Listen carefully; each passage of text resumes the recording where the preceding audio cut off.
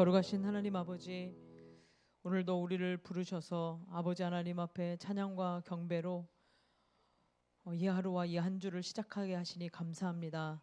우리가 살아온 모든 삶을 우리 구주 예수 그리스도의 보혈로 덮어주시고 이 시간 겸손한 마음으로 하나님 아버지 앞에 서 있는 저희들 되도록 인도하여 주시옵소서. 이 시간을 주님께 맡겨드리고 우리 구주 되시는 예수 그리스도의 이름으로 기도드리옵나이다. 아멘. 모두 일어나셔서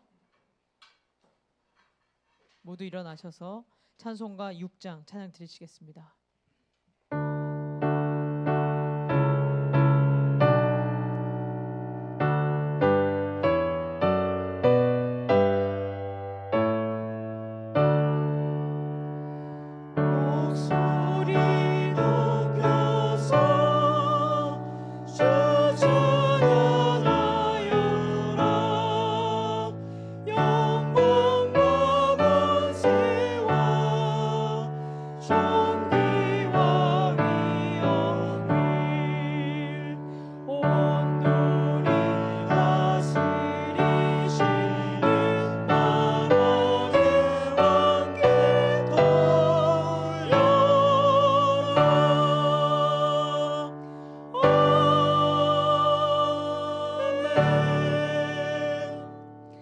교동문 49번 시편 108편입니다.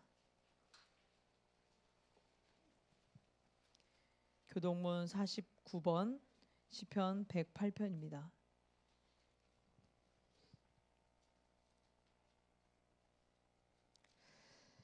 하나님이여 내 마음을 정하여 싸우니 비파야 수구마 깰지어다. 여호와여 내가 만민 중에서 주께 감사하고 주의 인자하심이 하늘보다 높으시며 하나님이여 주는 하늘 위에 높이 들리시며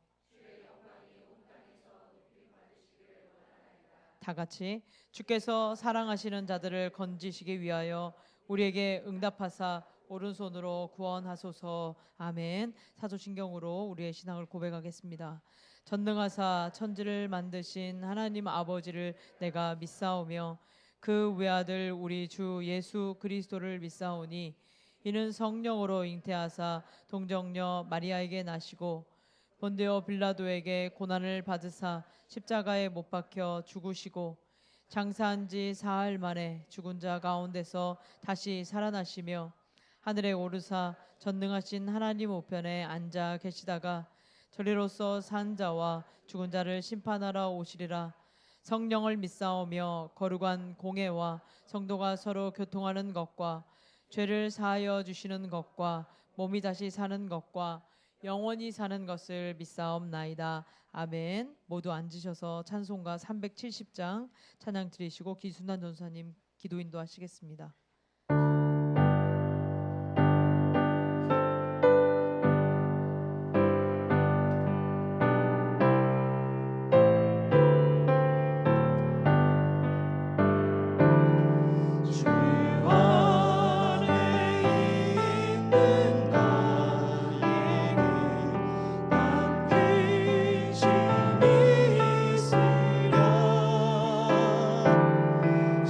십자가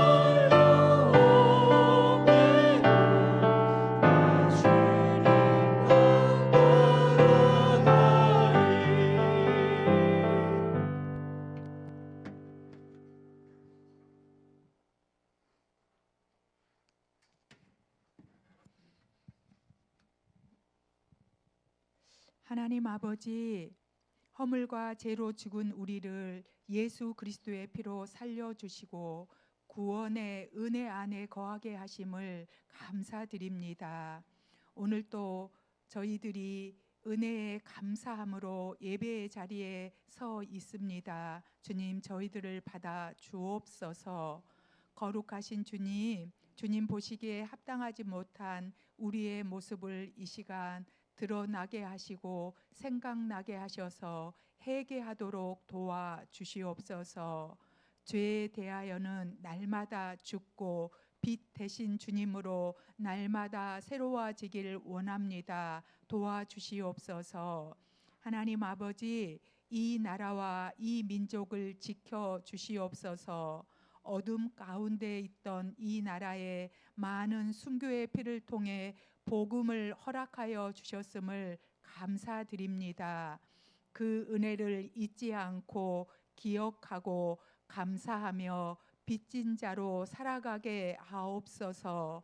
저희 교회가 선교하는 일과 약한 자들을 돌아다 보는 일, 하나님의 선한 뜻을 행하기에 부족하지 않도록 재정의 넉넉함을 허락해 주옵소서.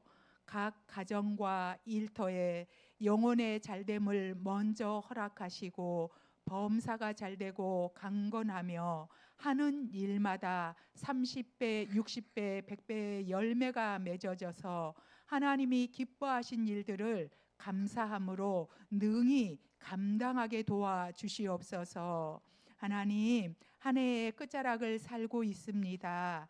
여기까지 인도해 주신 에베네셀의 하나님을 찬양합니다. 감사함으로 엎드리고 내년을 준비하기 위하여 각자 엎드릴 수 있게 해 주옵소서. 우리 안에 아버지의 마음과 소원을 부어 주시옵소서. 허락하여 주신 마음으로 새해를 준비하는 지혜가 우리 모두에게 있게 하옵소서. 하나님 아버지, 우리의 다음 세대들을 붙들어 주시옵소서.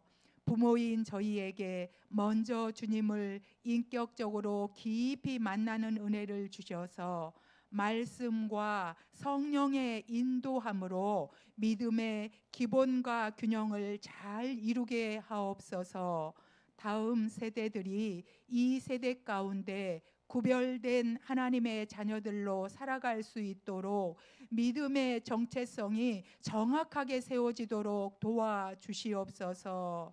바르게 말씀으로 가르칠 수 있으며 관심을 가지고 올바른 사랑을 쏟는 하늘 영광교회가 되게 하옵소서.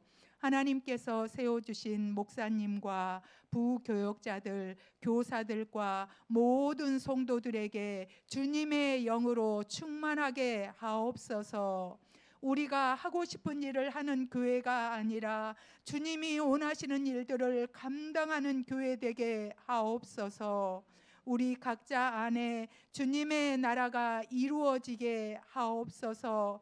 우리가 드리는 예배와 섬김과 일터를 통해 주님의 나라를 흘러보낼 수 있는 자들 되게 하옵소서.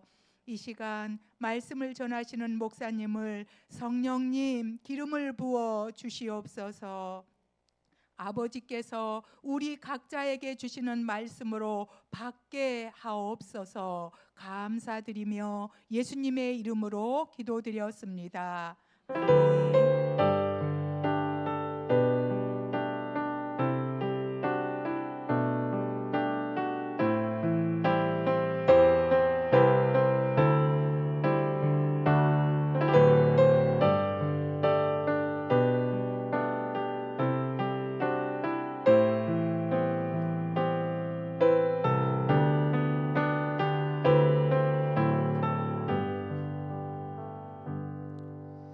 교회 소식 전하겠습니다. 어성경 읽어진의 구약 수료증 신청을 받습니다. 3회 이하로 결석하신 분들, 그러니까 3회까지 결석은 안 되는 거죠. 그렇게 출석하신 분들은 의무는 아니지만 선택 사항이지만 수료증이 필요하신 분들은 신청해 주시기를 부탁드립니다. 아래에 있는 계좌번호로 10,000원인데요. 보내주시면 되겠고요. 그리고 신약 어성경 신청을 받습니다. 1월 목요일부터 하는데요. 7시 30분에 줌으로 할지 교회에서 할지로 결정을 해주셔서 원하시는 분들은 헌금대 위에 있는 신청서에 이름을 써주시면 되겠습니다. 이번 주 토요일 날에 9일 토요일 9시에 교회 3층에서 김장이 있습니다. 시간을 정해 주셔서 오셔서 함께 준비할 수 있도록 해주시기를 부탁드리겠습니다. 아래에 있는 기도해야 될 제목들을 봐주시고 함께 기도해 주시고요.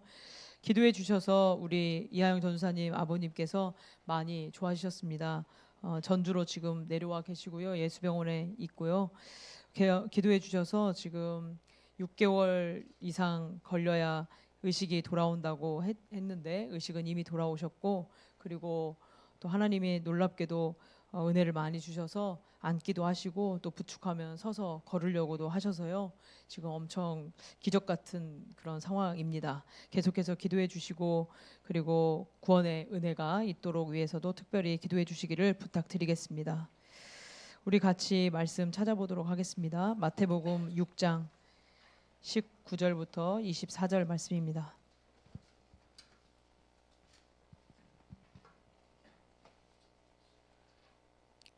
마태복음 6장 19절부터 24절 말씀 교독하겠습니다. 너희를 위하여 보물을 땅에 쌓아두지 말라. 거기는 좀과 동록이 해하며 도둑이 구멍을 뚫고 도둑질하느니라.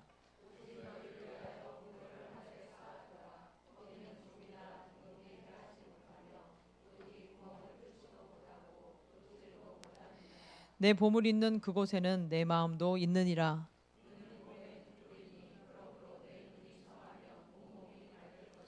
눈이 나쁘면 온몸이 어두울 것이니 그러므로 내게 있는 빛이 어두우면 그 어둠이 얼마나 더하겠느냐. 함께 읽습니다. 한 사람이 두 주인을 섬기지 못할 것이니 혹 이를 미워하고 저를 사랑하거나 혹 이를 중히 여기고 저를 경히 여김이라. 너희가 하나님과 재물을 겸하여 섬기지 못하느니라. 아멘. 산상수훈 22번째 보물을 하늘에 쌓아두라 라는 제목으로 말씀 전하시겠습니다. 우리 옆에 분과 한번 인사 나누겠습니다. 당신은 나의 보물입니다. 예, 당신은 나의 보물입니다. 아닌 것 같아요. 그냥 한 추장이 있었습니다. 이 추장이 그냥 군대를 이끌고 가서 옆 부락을 이렇게 점령을 했어요. 그래서 추장이 남자들은 모두 노예로 삼을 것이고 여자들은 다 풀어주겠다라고 이야기했습니다.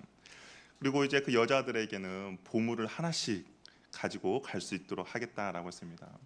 여자는 눈물을 글썽이고 그러면서도 자기가 소중하게 생각한 보물을 이제 챙기기 시작한 것이죠. 어떤 여자는 금이라든지 아니면 내가 이제 남편이 없으니까 살아갈 그런 것들을 이제 챙겼습니다.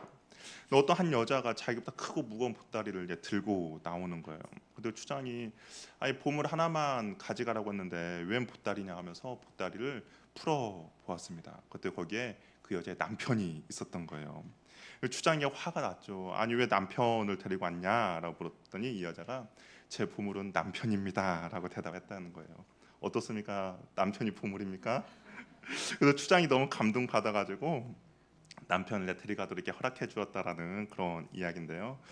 사람마다 보물이 다 다르죠. 어떤 사람은 돈이 보물이고요.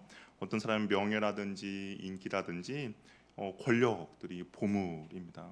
그래서 내가 이런 보물을 얻고자 사람들이 한평생 노력을 하는 것이죠. 그런데 내가 이제 보물이라고 생각했던 것을 잃어버리면 그 사람은 좌절하게 되거나 무너지게 되는 겁니다.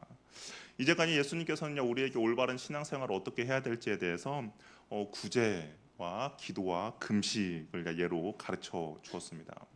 그래서 참된 신앙은 사람들 앞에서 하는 것이 아니라 하나님 앞에서 향하는 것이다.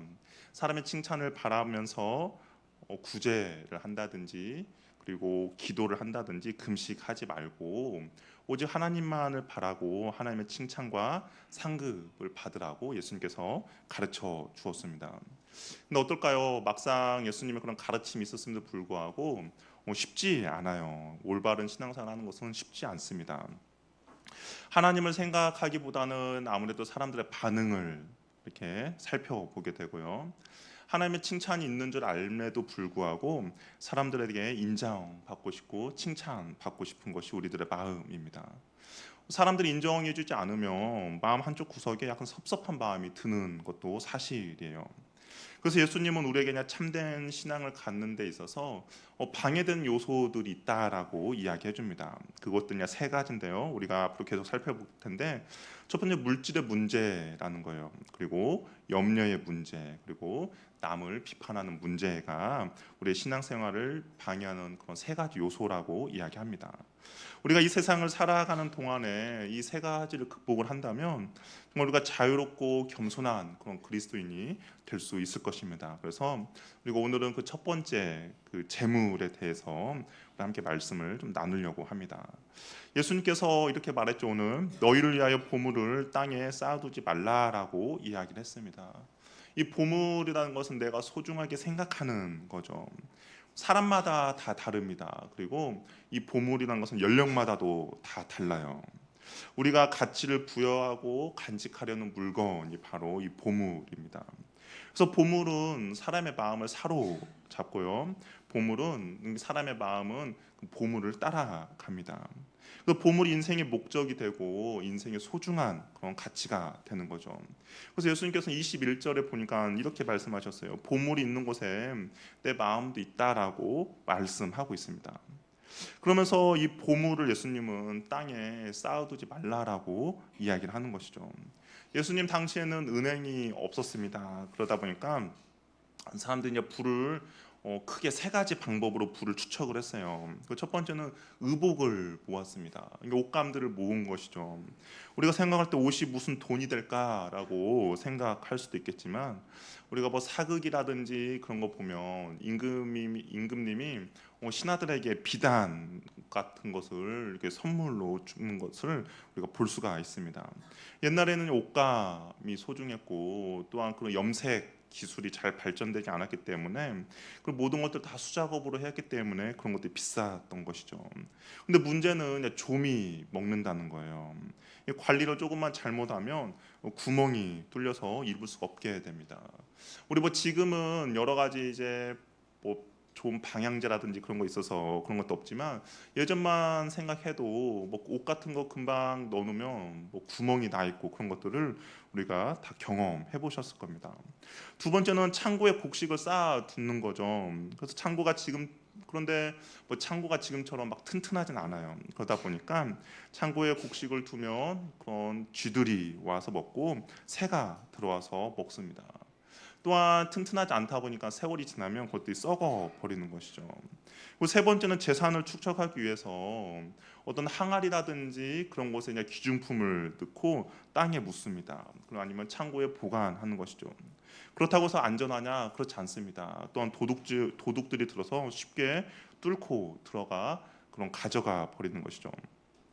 예전에 뭐 이런 이야기를 본 적이 있어요. 소매치기들이 우리가 흔히 생각할 때 돈 있는 사람들을 잘 이렇게 찾아내잖아요. 어떻게 잘 찾아낼까라고 했는데 어떤 분이 그러더라고요. 돈이 있는 사람은 그 손이 돈 있는 곳을 자꾸 만진다라는 거예요. 만약에 내가 지갑에 돈이 많이 있다 그러면 뒷주머니에다가 그 지갑을 넣어놓으면 사람들이 가면서 뒷주머니 한 번씩 그 점검을 해본다는 거예요. 그러면 소매치기 때 저 사람 저기 돈이 많이 있구나라고 생각하는 것이죠. 안주머니 넣으면 괜히 안주머니를 만져본다는 겁니다. 돈이 잘 있나 없나. 그래서 소매치기들이 그것들 잘 이렇게 소매치기를 한다는 거죠. 뭐 도둑들도 마찬가지겠죠. 도둑들도 여기가 안전할 거야라고 생각하는 곳을 봐보면 꼭 거기에 돈들이 있다라는 거죠. 그래서 그런 도둑들이 와가지고 그런 귀중품들을 이제 다 훔쳐가는 거죠. 그래서 예수님은 당시 이 보물을 모으는 방법을 지적하시고 그 보물들이 이 땅에서는 결코 안전하지도 않고 영원하지도 않다라는 것을 말씀하십니다. 그런데 예수님의 모든 뭐 경제 활동을 부정하는 것은 아니에요. 예수님께서도 뭐 이게 돈을 모으는 것에 대해서 부정적으로 이야기한 건 아닙니다. 왜냐하면 성경을 보면 성경에서도 미래를 위해서 뭐 저축하는 것을 금하진 않고 있습니다. 특별히 대표적으로 우리 잠언 6장 6절을 보면 게으른 자여 개미에게 가서 그가 하는 것을 보고 지혜를 얻으라라고 이야기를 하고 있습니다. 그러니까 개미가 그들의 먹을 것을 어떻게 잘 저장하는지 그런 지혜를 배우라고 하는 것이죠. 겨울이 오기 전에 개미는 모든 음식들을 이렇게 잘 저축을 합니다. 그리고 추운 겨울에는 그 저축한 그런 음식을 가지고 잘 살아가는 것이죠. 그래서 어떤 사람은 오늘 예수님이 하신 말씀, 땅에 보물을 쌓아놓지 말라라는 이 말씀을 잘못 이해하고 잘못 해석해서 그리스도인이 어떻게 저축할 수 있나, 그리스도인이 어떻게 보험을 들 수 있나라고 오해하는 사람도 있는데, 성경은 저축이나 보험 드는 것을 반대하거나 금하지 않고 있다라는 겁니다. 그럼 예수님이 금하고 있는 것은 뭘까? 예수님이 왜 보물을 땅에 쌓아놓지 말라라고 한가? 그것은 내가 쌓고 축적한 그 보물이 나를 지켜줄 거라는 믿음이 그 안에 작용이 한다라는 것이죠. 그리고 또한 나만을 위해서 많이 가져야겠다는 탐심과 탐욕이 그 안에 포함이 되어 있다라는 겁니다. 우리 돈을 쌓아두는 이유는 무엇입니까? 미래를 대비함인 것이죠. 그런데 보물이 많으면 많을수록 그 마음 가운데 어떤 마음이 드냐면 이 보물이 나를 지켜줄 것이야, 나를 지켜줄 것이라는 믿음이 그 안에 작용하기 시작한다라는 겁니다. 이것이 든든한 울타리가 되어 주는 것이죠. 그러다 보면 하나님을 신뢰하기보다는 이 보물을 더 신뢰하게 되는 것이죠. 내가 많은 보물을 갖고 있으므로 내 마음이 든든해지고 내 미래가 더욱더 평안해지는 겁니다. 그러다 보니 사람들이 더 많은 것을 소유해야겠다라는 생각이 드는 것이죠. 이웃의 어떤 필요와 이웃의 불쌍함을 알면서도 무감심해집니다. 왜냐하면 나만 잘 입고 나만 많은 것을 모으면 된다라고 생각하기 때문에 이웃의 아픔은 나와 상관이 없게 되는 것이죠. 그러니까 미래에 대한 믿음과 그리고 내 안에 탐심과 탐욕이 이 보물 가운데 그것이 작용하고 있다라는 겁니다. 그런데 성경을 보니까 바울이 디모데에게 이렇게 말해요. 돈을 사랑함이 일만하게 뿌리가 된다라고 이야기를 하고 있습니다. 그리고 예수님께서는 이게 바리새인들을 보고 뭐라고 책망하냐면 그들은 돈을 좋아하는 자들이라고 이야기를 하고 있어요. 뭐 돈 싫어하는 사람 있습니까? 없어요. 돈을 다 좋아합니다. 그런데 바리새인들은 그 돈을 얻기 위해서 가난한 과부의 돈을 착취하면서까지 그 자신의 좋아함을 채우고자 했던 그 마음을 예수님께서 비난하시는 것이죠. 또한 여호수아를 보면 이 아간이라는 자가 하나님께서 어떤 전리품을 얻지 말라고 했는데 그 안에 탐욕으로 인하여서 전리품을 숨기게 되고 아이성 전투에서 패하게 됩니다. 뭐 사도행전에 나오는 아나니와 삽비라도 마찬가지죠. 돈의 탐욕으로 인하여서 죽는 사건이 나오게 됩니다. 그러니까 여기 제가 방금 언급했던 모든 것들은 탐욕과 탐심이 그 안에 자리 잡고 있다라는 것이죠. 세상은 끊임없이 우리를 향해서 여전히 물질로 유혹을 합니다. 하나님보다 더 안정감을 줄 수 있다라고 거짓 메시지를 우리에게 주는 것이죠. 그래서 텔레비전과 미디어를 통해서 더 많이 쌓고 더 많이 축적해야만이 너의 미래가 안전하게 보장된다라고 이야기를 합니다. 그렇기 때문에 더 많이 섬기라고 강요를 하는 것이죠. 그 중심에는 나 자신, 내 가족만이 있을 뿐입니다. 그런데 예수님께서는 그렇게 하지 말라라고 오늘 말씀하고 계시는 것이죠. 그렇다면 어떻게 해야 되는가? 그렇다면 예수님께서는 땅에 보물을 쌓지 말라고 하시면서 과연 무엇이라고 말씀하시는가? 너희를 위하여 보물을 하늘에 쌓아두라라고 이야기를 하고 있습니다. 땅에 너의 보물을 쌓아놓지 말고 하늘에 너희 보물을 쌓으라라고 이야기를 하고 있는 것이죠. 이 말은 보물을 뭐 갖지 말라, 포기하라는 뜻이 아닙니다. 이 보물을 좀이나 등록이 해하지 못하도록 도둑이 들어도 안전한 곳에 쌓아두라고 이야기를 하는 것이죠. 소멸된다든지 아니면 사라진다든지 도난 당하지 않는 영원히 안전한 곳에 예수님께서는 쌓아두라고 이야기를 하고 있는 것이죠. 이는 나를 기쁘게 하고 자랑하는데 강화하지 말고 사용하지 말고 필요로 하는 사람들과 그런 상황과 그런 환경으로 흘려 보내라는 예수님의 말씀인 겁니다. 사람들의 필요를 공급하고 어떤 필요한 상황을 개선하고 하나님의 마음이 있는 곳에 나의 재물 또한 그곳으로 쓰라는 것이죠. 이러한 행동과 모습이 땅이 아니라 하늘에 보물을 쌓는 그런 모습이라는 겁니다. 그래서 어떤 분들은 이 그리스도인들의 이러한 모습들을 뭐라고 표현했냐면 환전상이라는 그런 단어를 사용했더라고요.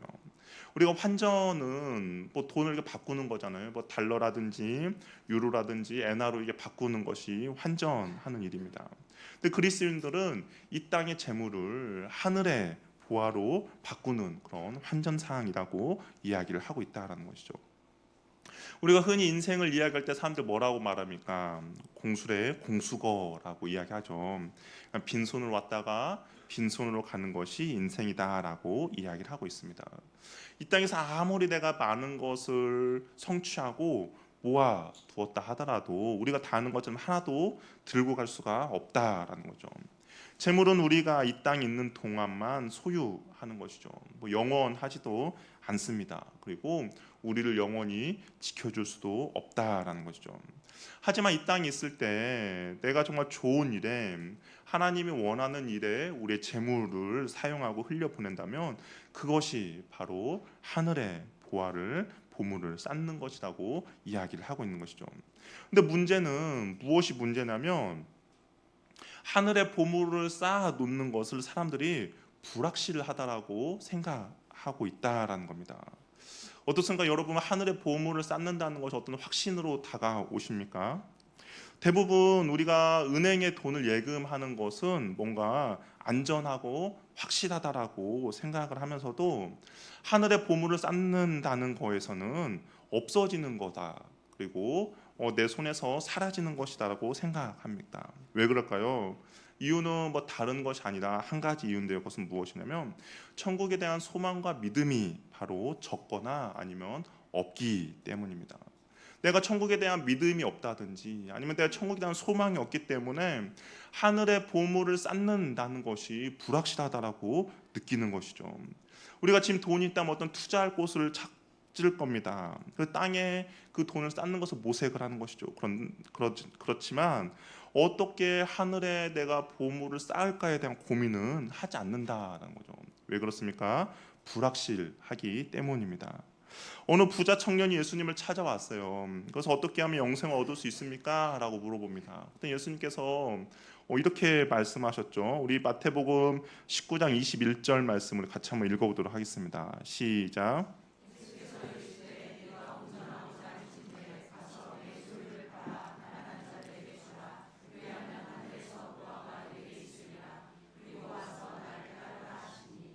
여기 보면 너의 소유를 팔아라. 그러면서 예수님께서 뭐라고 말합니까? 하늘에서 보화가 내게 있다라고 예수님께서 말씀하셨습니다. 그런데 이 부자 청년은 어떻게 하고 돌아갔어요? 슬픈 기색을 하며 근심하며 돌아갔다라고 이야기를 하고 있습니다. 분명히 예수님께서 하늘 보화가 내게 있다라고 분명히 말씀하셨는데도 불구하고 하늘 보화를 믿지 못해서 그냥 갔다라는 거죠. 왜 그렇습니까? 이 청년 안에 하늘의 존재를 믿을 수 없기 때문에 자기의 소유를 다 팔아서 남을 도와주는 것을 손실로 생각했던 것이죠. 그래서 슬픈 기색과 근심을 하며 떠나갔다라는 겁니다. 천국의 존재를 믿고 하늘의 보화가 있음을 확신했다면 절대로 그냥 가지 않았을 것입니다. 왜 그래요? 하늘의 보화에 대한 존재가 확신함이 없기 때문에 내가 지금 갖고 있는 것이 더 소중했던 것이죠. 보물이 있는 곳에 우리의 마음이 있다라는 겁니다. 부자 청년은 하늘의 보화보다 이 땅에 있는 재물의 마음이 더 컸던 것이죠. 이 땅에 보물을 많이 쌓으면 특별한 증상이 나타나는데 그것은 무엇이냐면 죽는 것이 두려워진다는 거죠. 죽기가 싫다라는 겁니다. 이 땅을 떠나기가 싫어집니다. 보물이 우리의 마음을 붙잡고 있기 때문인 것이죠. 우리의 마음을 빼앗기기 때문입니다. 내 마음이 이 땅 가운데 붙들려 있기 때문에 하늘 소망은 사라지게 됩니다. 그러나 보물을 하늘에 쌓은 사람은 어떨까요? 늘 하늘을 바라보며 신령한 복을 사모하는 것이죠. 여러분 어떤 뭐 적금이라든지 보험 만기가 되어 이거 타본 경험 있지 않습니까? 이 만기가 다가올수록 어떻습니까? 흐뭇하죠. 아직 내가 만기된 것을 만지지 않았음에도 불구하고 내 마음 가운데 풍성함을 느낍니다. 그것을 보면서 그냥 기쁨이 되고 빨리 그날이 오기만을 기대하는 것이죠. 하늘의 보물을 쌓은 사람들도 이런 기쁨을 누리게 된다라는 겁니다. 하늘에 대한 확실한 소망이 있기 때문에 내가 이 땅에서 하늘의 보물을 쌓아갔다면 거기에 대한 소망과 거기에 대한 기대감이 생기는 것이죠. 이 땅에서 별로 가진 것도 없고 부자도 아니지만 부지런히 하늘의 보물을 쌓았다면 소망과 기쁨이 생기고 기대가 된다라는 겁니다. 예수님은 보물이 있는 곳에 마음이 있다라고 분명히 이야기하시면서 눈 이야기를 하세요. 우리 22절, 23절 말씀 우리 같이 한번 읽어보도록 하겠습니다. 같이 읽겠습니다. 시작.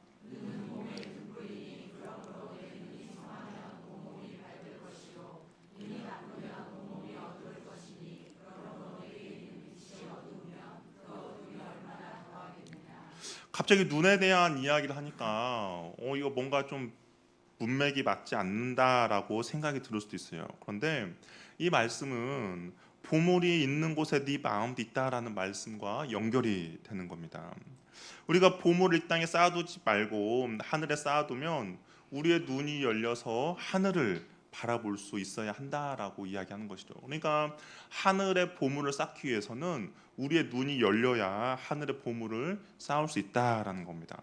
반면에 눈이 어두워서 이 세상만 볼 수 있다면 아무리 해도 하늘의 보물을 쌓을 수가 없다라는 거죠. 아까 부자 청년이 하늘의 보화가 있다라고 이야기했음에도 불구하고 근심하며 돌아갔던 이유는 그 하늘에 있는 보화를 보지 못했기 때문인 것이죠. 그래서 예수님께서 말씀하신 여기서 눈은 우리의 세계관이라든지 우리의 가치관이 바로 되어 있어야만이 세상의 재물에 대한 집착에서 벗어날 수 있다라고 이야기를 하고 있는 것이죠. 여기서 말하는 눈은 어떤 우리 육신의 눈이 아니라 영적인 눈, 마음의 눈이라는 겁니다. 육적 눈이 밝으면 우리가 사물을 잘 볼 수가 있어요. 그런 것처럼 우리의 영적 눈이 밝아야만이 영적 진리를 온전히 바라볼 수 있다라는 겁니다. 그래야만이 올바른 가치를 우리가 발견할 수가 있는 것이죠. 영적 눈이 어두우면 모든 생각이 어두워지고 모든 가치관이 잘못되어 모든 생활들이 잘못됩니다.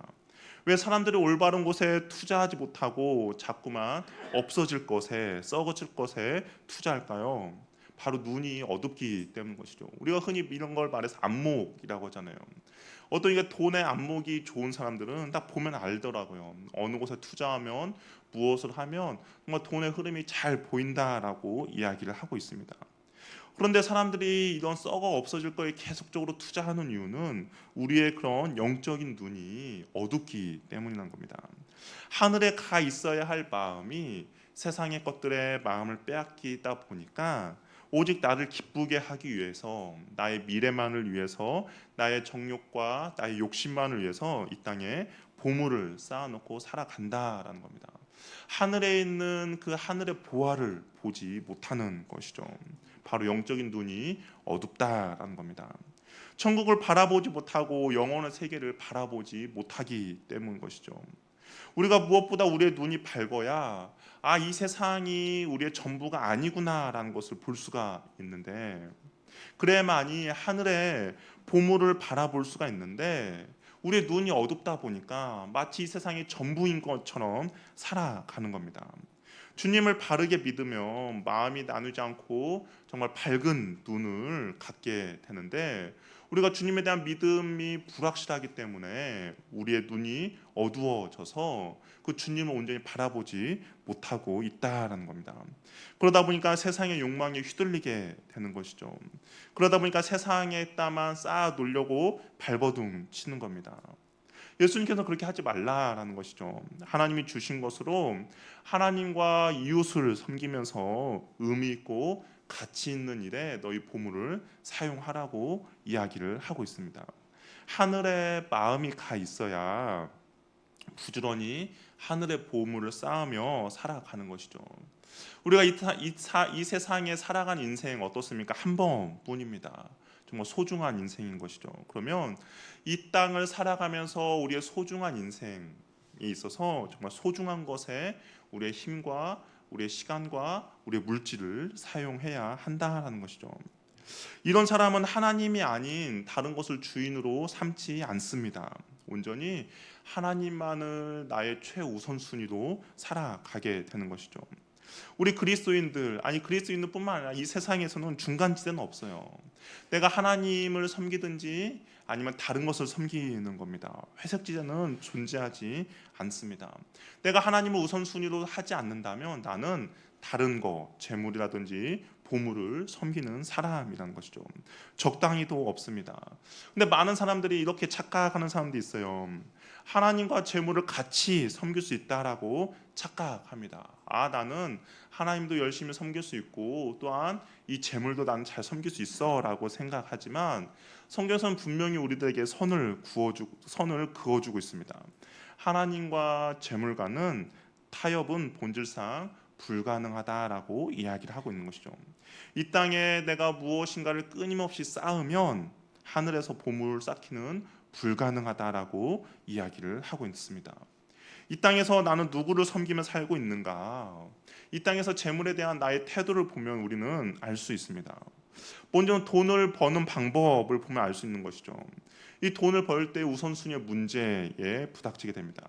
내가 돈을 버는 것보다 내가 예배보다 돈을 버는 것이 더 우선순위다라고 한다면 나는 하나님이 아니라 재물을 섬기고 있는 것이죠. 이 예배라고 표현한 이유는 하나님을 향한 우리의 태도와 우리의 모습이 어떠한가는 예배에 대한 우리의 태도와 모습을 보면 고스란히 드러나기 때문입니다. 예배의 태도와 모습을 보면 하나님을 향한 나의 마음이 어떠한지를 우리는 알 수 있다라는 것이죠. 또한 돈을 쓰는 방법을 통하여서도 우리는 알 수 있습니다.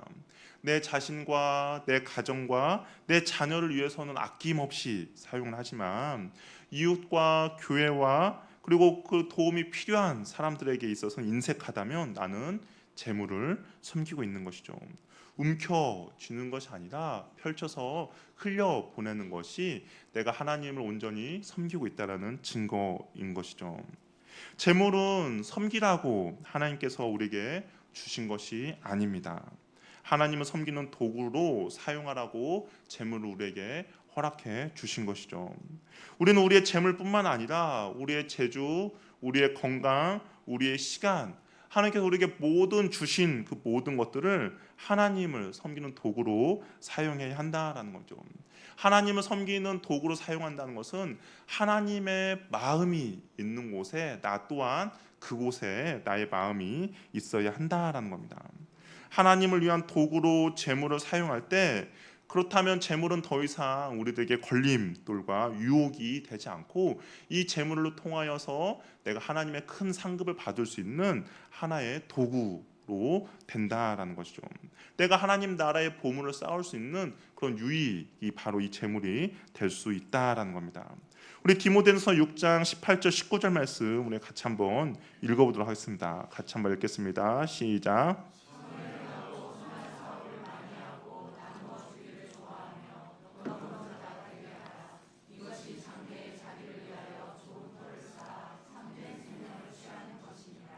여기서도 바울이 디모데에게 말하죠. 선을 행하고 선한 사업을 많이 하고 나누어 주기를 좋아하라라고 이야기합니다. 그러면 이것이 장래에 정말 미래에 생명을 취하는 일이다라고 이야기를 하고 있습니다. 나만 위해서 이 땅에 보물을 쌓기보다는 하늘에 보물을 쌓는 지혜가 저와 여러분에게 있기를 바랍니다. 이런 사람에게는 장래에 큰 유익이 있음을 분명히 말해주고 있는 것이죠. 하늘의 보물을 쌓을 수 있도록 제가 여러분에게 이런 제안을 한번 해보고 싶습니다. 우리 신명기 14장을 보면 11조에 관한 이야기가 나와요. 근데 거기를 보면 11조에 관한 이야기가 2번 나옵니다. 한 번은 그냥 우리의 매 수입의 11조를 드리라고 하지만 또 한 번은 3년마다 드리는 11조에 관한 이야기가 나옵니다. 그런데 이때 11조의 사용은 뭐냐면 레위인뿐만 아니라 객과 고아와 과부들이 와서 먹고 배부르게 하라는 것이죠. 그러니까 연약한 자들, 나와 함께 공동체 중에 있는 연약한 자들을 긍휼히 여기고 사랑을 베풀며 도우라라고 3년에 한 번씩 그 11조를 내라고 이야기를 하고 있습니다. 그래서 제가 여러분에게 권면하고 싶은 것은 우리가 나와 가족을 위해서 쓰는 것의 10분의 1을 흘려 보내자라는 거죠. 내가 만약에 자녀를 위해서 어떤 자녀의 옷을 10만 원짜리를 사줬다면 그러한 옷을 입지 못하는 누군가를 위해서 10,000원을 흘려 보내자라는 겁니다. 우리 가족이 즐거운 어떤 외식을 해서 10만 원 외식을 했다면 정말 그 가족끼리 함께 즐기지 못하는 어떤 어려운 이웃을 위해서 10,000원을 흘려 보내자라는 거죠. 아니면 내가 어떤 물건을 살기 위해서 내가 많은 발품을 팔았습니다. 정말 생각보다 싸게 샀어요. 그러면 싸게 산 만큼의 돈을 흘려 보내자라는 거죠. 정말 따로 모아서 구제로 사용하든지 아니면 일정 부분 누구에게 후원을 한다든지 우리의 삶의 일상의 삶에서 내가 정말 많은 돈은 그것을 들여서 내가 구제를 할 수 없을지라도 나 일상의 삶에서 그런 10분의 1의 그런 삶을 하늘의 보화를 쌓는 데 사용한다면 아까 바울이 디모데에 말한 것처럼 정말 내 자신을 위하여서 좋은 일들이 하늘에 쌓여 간다라는 것을 우리가 기억하시길 바랍니다.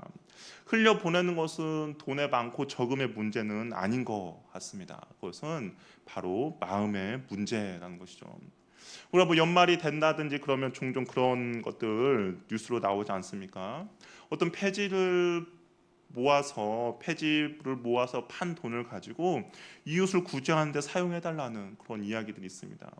요즘 뭐 폐지를 구해서 하루를 한다 하더라도 뭐 10,000원 미만을 얻을 수밖에 없다라는 거죠. 그런데 그것을 모아서 정말 연말이 됐을 때 나보다 더 어려운 사람을 위해서 쓰라고 주는 것은 돈의 많고 적음의 문제가 아니라 바로 마음의 문제라는 것이죠. 이웃을 향해 하나님의 사랑을 흘려보내고 하늘에 보물을 쌓아가는 저와 여러분이 되기를 바랍니다. 우리가 정말 덜 마시고 우리가 더 구제하고 우리가 덜 먹고 우리가 더 선교하며 우리가 덜 가지고 더 나누는 저와 여러분이 되기를 바랍니다. 그렇다면 우리의 삶을 통하여서 하늘의 보화를 얻게 될 것입니다. 우리가 이 땅에 살아가면서 정말 많은 것을 누리지 못하는 그런 삶을 살 수도 있습니다. 그러나 내가 이 땅을 살아가면서 하늘의 보화를 쌓으며 나아갈 때 하나님이 계시는 그 천국에서는 우리가 부한 자로 살아가게 될 것입니다. 그러한 은혜를 누리는 저와 여러분이 되기를 바랍니다. 그러면 자리에 일어나셔서 우리 함께 찬양하며 우리 기도하는 시간 갖도록 하겠습니다.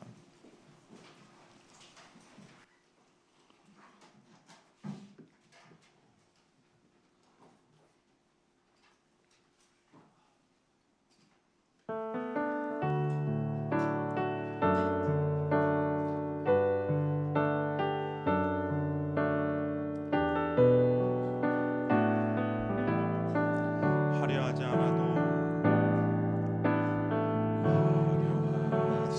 않아도 정결하게 사는 삶 가진 것이 적어도 감사하며 사는 삶 내게 주신 작은 일 나눠주며 사는 삶 이것이 나의 삶의 행복이라오 눈물 날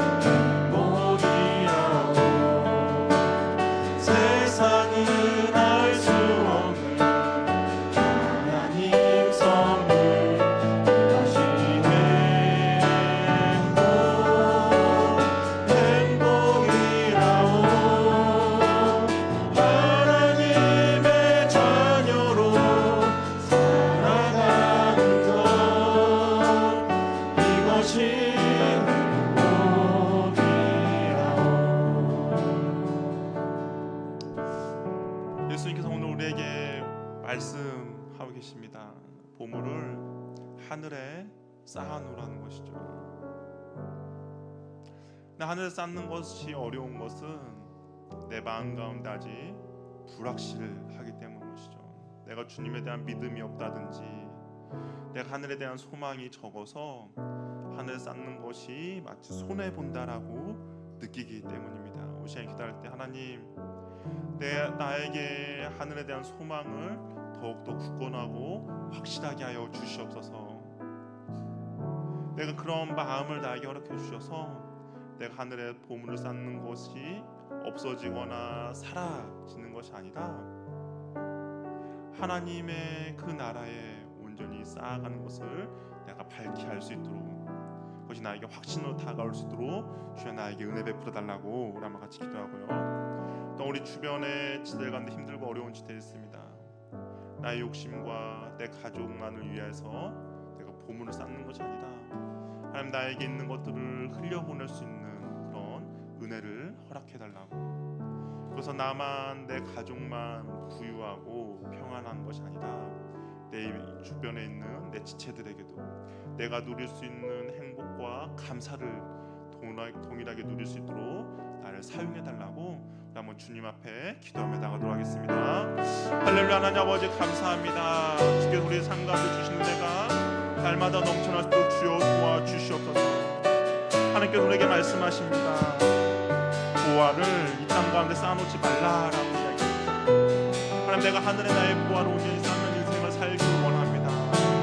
그런데 때로는 내 믿음이 부족해서 내 영적인 눈이 밝지 못해서 그렇지 못한 경우가 있사오니 하나님, 나를 긍휼히 여겨주시고 나를 불쌍히 여겨주셔서 하나님, 나의 영적인 눈이 열릴 수 있도록 도와주셔서 그 하늘의 보화를 볼 수 있는 그 안목을 우리에게 허락해 주셔서 하나님, 내가 가진 것들을 나 혼자만 묵혀지며 살아가는 것이 아니라 손을 펼쳐서 흘려보낼 수 있는 그런 은혜를 허락하여 주시옵소서. 하나님, 내가 덜 마시고 의지하는 데 힘쓰며 스스로 도와주시고 내가 조금 부족하게 갔더라도 누군가를 위해서 더 나누는 그런 삶을 살아가는데 부족함이 없도록 주여 도와주시옵소서. 하나님, 하늘에 보화가 있다라고 말씀하셨사오니 그 하늘의 보화를 내가 통하여서 이 땅 가운데 부지런히 내 마음을 위하여 구제하며 헌신하며 수고할 수 있도록 주여 도와주시고 하나님, 그런 은혜를 사랑할 수 있도록 도와주시옵소서. 그런 삶을 살아가는데 부족함이 없도록 도와주시옵소서. 이것이 참된 하나님의 자녀로 살아가는 인생임을 알고 또한 이것이 주께서 허락해 주신 한국임을 알 수 있도록 주여 도와주시고 하나님, 은혜 베풀어 주시고 도와주시옵소서.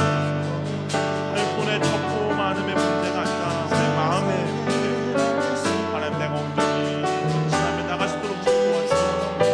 그런 삶을 살 수 있도록 주여 은혜 베풀어 주시옵소서. 하나님, 이것이 나의 미래를 보장하는 것도 아니고 이것이 나의 탐욕과 나의 탐심의 결과가 아니기를 원하오니 주여 도와주시고 함께하여 주시옵소서. 하나님, 그런 은혜를 우리 허락하여 주시옵소서.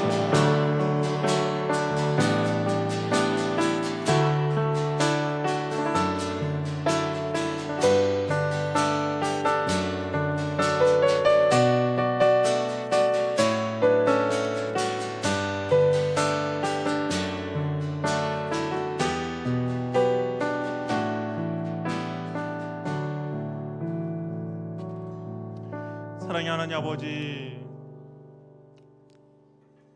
우리가 영적인 눈을 뜰 수 있도록 은혜 베풀어 주시옵소서. 우리가 눈이 어두워서 이 세상에 우리의 마음을 빼앗기는 것이 아니라 우리의 눈이 밝아져서 하늘의 보화를 볼 수 있는 그런 영적인 안목들을 우리에게 허락하여 주시옵소서. 하나님, 이 땅에 보물을 쌓는 것이 나의 미래를 보장해주고 나에게 평안을 주는 것이 아니라 하나님만이 우리의 미래가 되시며 하나님만이 우리에게 평안을 주시는 분임을 알고 하나님, 이 땅에 보물을 쌓아가는 인생이 아니라 하늘의 보화를 쌓아가는 인생 될 수 있도록 도와주시옵소서. 하나님, 부자 청년이 하늘의 보화가 있다라고 말씀하셨음에도 불구하고 하늘에 대한 소망이 없거나 하늘에 대한 믿음이 없겠어서 근심하며 돌아간 그 어리석음을 우리는 반복하지 않도록 도와주시고, 하나님 하늘에 보화가 있음을 우리에게 확신을 허락해 주시고 믿음을 허락해 주셔서 이 땅을 살아가면서 하늘의 보화를 온전히 쌓아갈 수 있는 주의 자녀들 되도록 주께서 은혜 베풀어 주시옵소서. 하나님, 돈의 많고 적음의 문제가 아니라 마음의 문제임을 우리가 고백합니다.